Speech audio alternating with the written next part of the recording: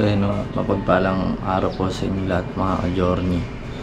Ako po si Kuya Renz at ito po storya ng buhay ko. Ano po?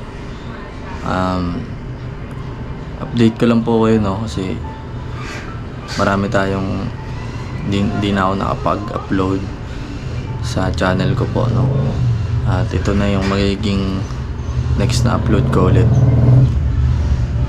Dumako tayo at pag-usapan natin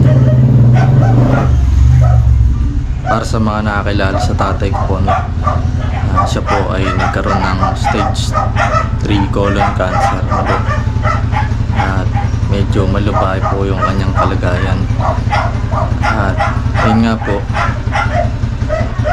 pito kaming magkakapatid, ako yung pangalawa po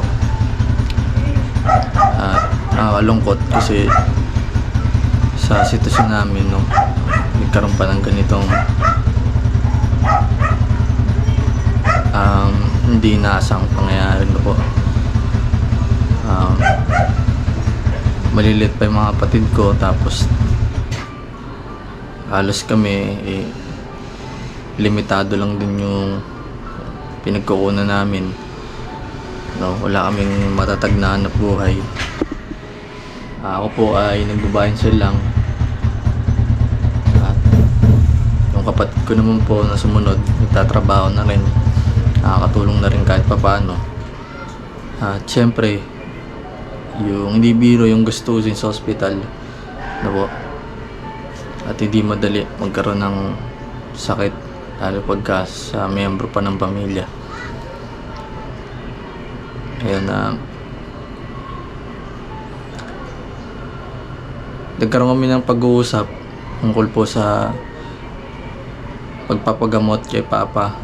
Ayun, awa ng Diyos, pumayag na siya at nakausap ng pamilya namin, miyembro ng pamilya namin, si Mama, mga kapatid ko, siyempre ako din, na gusto rin naman namin siyang mapagamot. Actually noon pa nung pagkatapos niya pong maoperahan, dapat talagang matagal nang sasalang siya sa gamutan po, which is yung chemotherapy po. Nga lang hindi namin kaya yung gagastusin sa pagpapagamot dahil nga po kami ay hindi naman din kami mayaman. Hirap po pinagkakakitaan lang po namin ng papa ko itong pagbablog na binigay ni ka business at yun, sa aming magkakapatid minimum wage lang kami dito sa Pilipinas. Yun, nakakayak lang kasi siyempre hindi mo inaasahan yung ganito at ngayon sinabihan kami ng doktor sa mga dapat gawin. Masakit at minsan di ko yung mapigil yung emosyon ko, lalo pag iniisip ko yung mga sinasabi din ng doktor at yung mga sinire-research natin at yun po, mahirap pong magkasakit lalo sa miyembro ng pamilya. At para sa may mga nananawagan ako dyan sa mga kababayan natin po, humingi po kami ng tulong sa inyo, pagpapalakas sa mga magulang ko po. Keep on praying po para kay Genoy, para sa kanyang gamutan, na sana maging successful at humaba pa buhay ng papa ko po.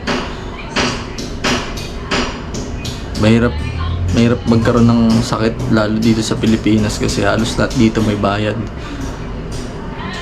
At yun nga, kapag pa siya naming magkakapatid na isa lang na siya sa chemotherapy, yun, pag-pray po natin si Kuya Noy, sana maging successful yung kanyang chemotherapy, na maging maayos na po yung kalagayan niya, makabalik na sa dati niyang lakas. At maliliit pa yung mga kapatid ko eh. At bilang kuya, ako yung naiwan. Kami magkakapatid. Ano po, humingi po ako ng tulong sa inyo mga ka-journey. Palakasin niyo po ang loob ng papa ko. Although andito kami pamilya, malaking tulong na rin po yun na may pag-pray si papa. Talong higit papalakas natin yung loob niya, ano po. Hindi po ako sanay humingi ng tulong lalo sa ganitong mga ano, pero dahil sa wala namang masama sa ginagawa po, no, sa ginagawa ko ngayon, sana kung hindi naman po kalalabisan sa inyo, pag-pray po natin si Kuya Noy, no po. At bahala ng langit, tatay ko po ay mabait na tao.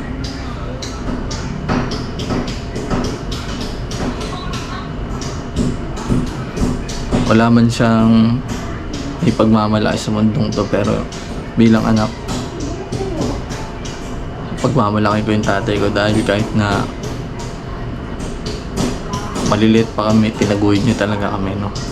Sa panahon na ngayon, para kami naman yung bumawi para sa kanya, para sa mga magulang namin, no po.